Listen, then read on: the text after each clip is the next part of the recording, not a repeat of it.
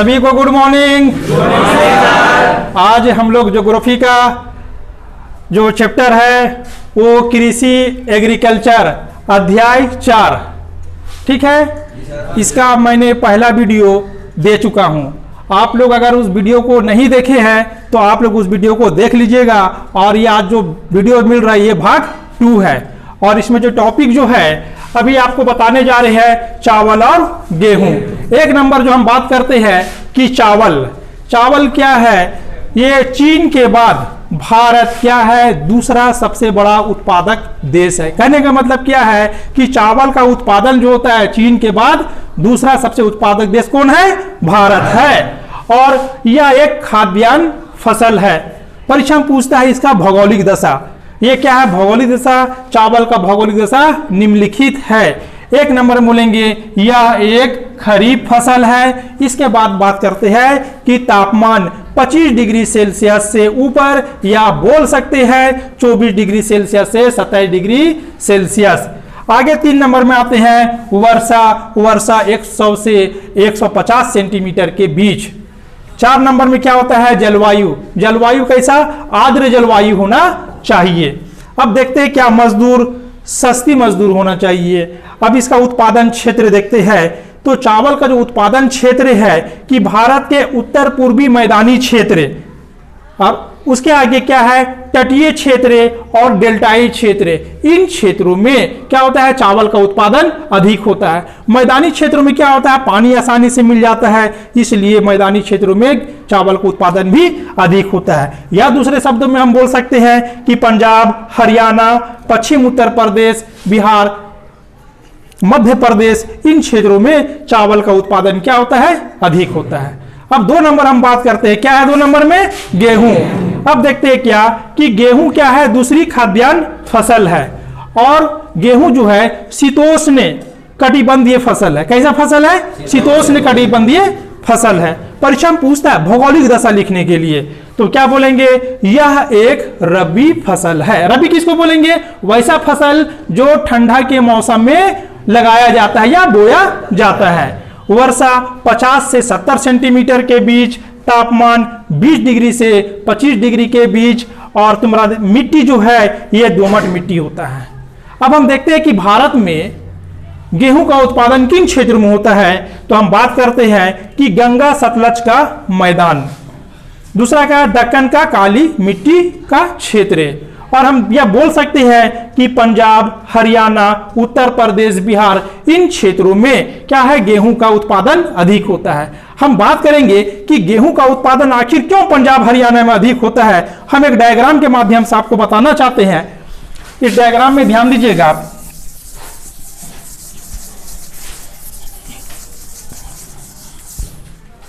ये हमारा क्या है, ये हमारा भारत का मानचित्र है।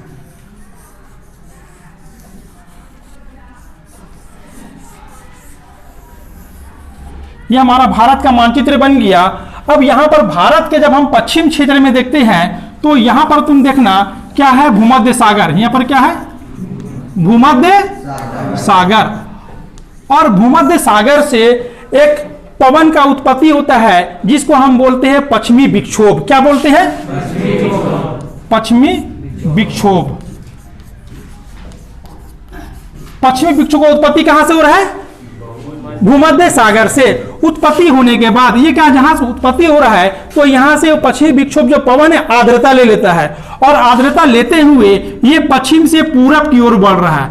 और जैसे ही भारत के पंजाब क्षेत्रों में पहुंचता है और वो टकराता है और पंजाब क्षेत्रों में, हरियाणा क्षेत्रों में वर्षा शुरू हो जाता है। और इसका प्रभाव कभी कभी झारखंड में भी देखने को हमको मिलता है। और क्या होता है पंजाब, हरियाणा, इन क्षेत्रों में बारिश खूब हो जाता है, इसलिए यहां पर गेहूं का उत्पादन भी अधिक होता है पश्चिमी विक्षोभ के कारण।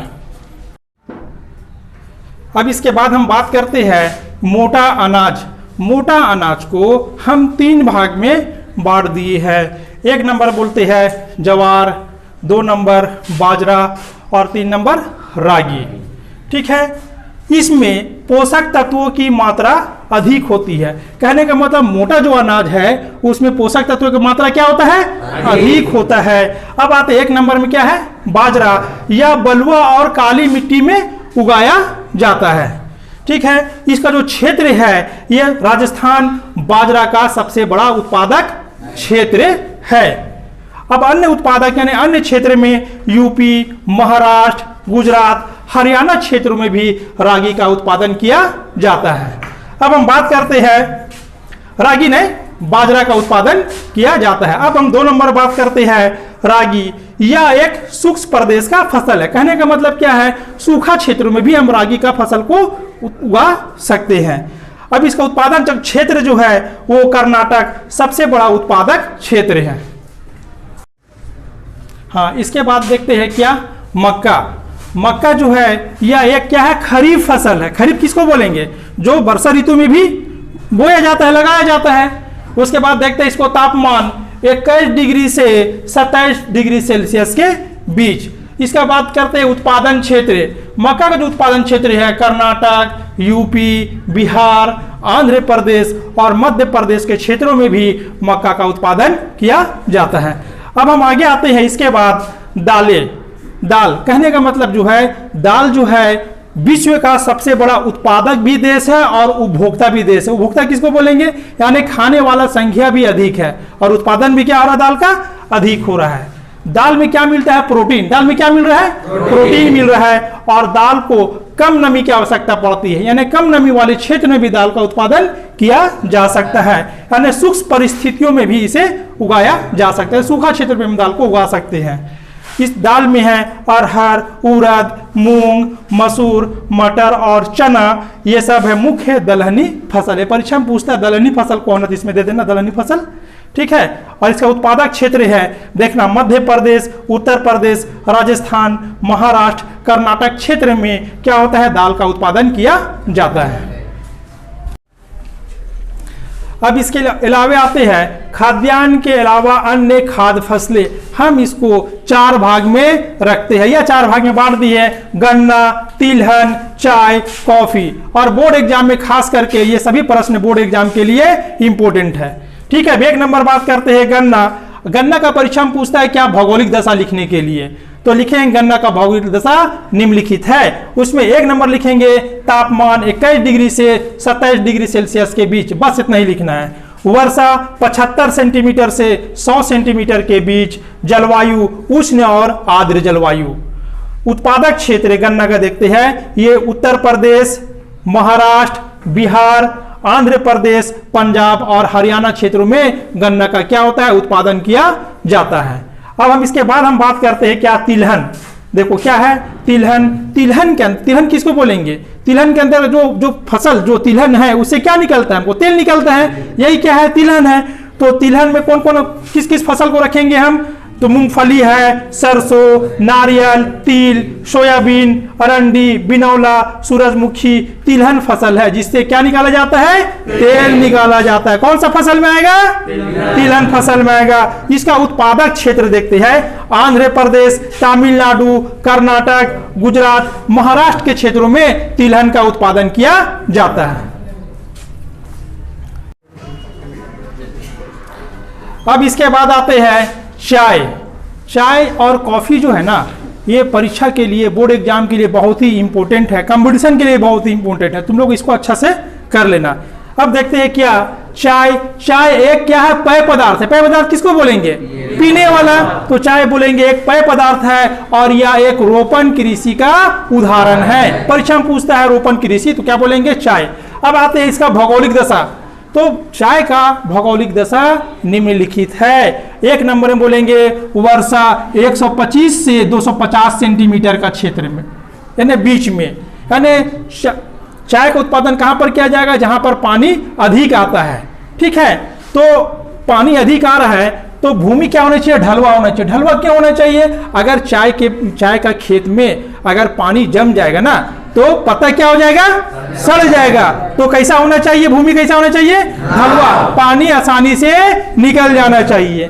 ठीक है। और जलवायु वर्ष भर कोसने नम और पाला रहित जलवायु होना चाहिए। मजदूर सस्ता और कुशल, सस्ता और कुशल क्यों बोल रहे हैं कि खेत में जो चाय का जो खेत है ना, सारा काम मजदूर से होता है, इसलिए क्या होना चाहिए, मजदूर सस्ता होना चाहिए। अब देखते हैं उत्पादन क्षेत्र, जहां पर पानी अधिक आएगा वहां पर चाय की खेती किया जाएगा। उसमें से तुम्हारा असम है, पश्चिम बंगाल में दार्जिलिंग और जलपाईगुड़ी, तमिलनाडु और केरल, इन क्षेत्रों में वर्षा अधिक होता है, इसलिए इन क्षेत्रों में चाय का भी उत्पादन अधिक होता है। ठीक है, अब आगे देखते हैं कॉफी। कॉफी क्या है, भारत में कॉफी अपनी गुणवत्ता के लिए प्रसिद्ध, यानी भारत में जो कॉफी का जो उत्पादन किया होता है वो क्या है, अच्छा किस्म का ये कॉफी है। उसमें से देखेंगे हमारा देश में जो कॉफी होता है वो अरेबिका किस्म का, कौन सा किस्म का, अरेबिका किस्म का कॉफी पैदा की जाती है।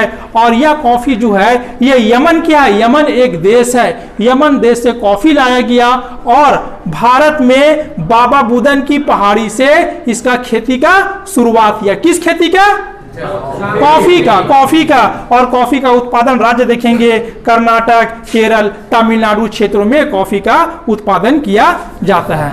ये कृषि चैप्टर अभी खत्म नहीं हुआ है, हम ये भाग 2 दिए हैं, अब भाग 3 में हम कोशिश करेंगे इसको खत्म करने का। आपको यह वीडियो पसंद आया होगा तो लाइक कीजिएगा, नहीं पसंद आता है या कहीं पर आपको दिक्कत होता है तो कमेंट बॉक्स में जाके आप जरूर हमें बताइएगा कमेंट करके। आज तक यही समाप्त करते हैं, ठीक, थैंक यू।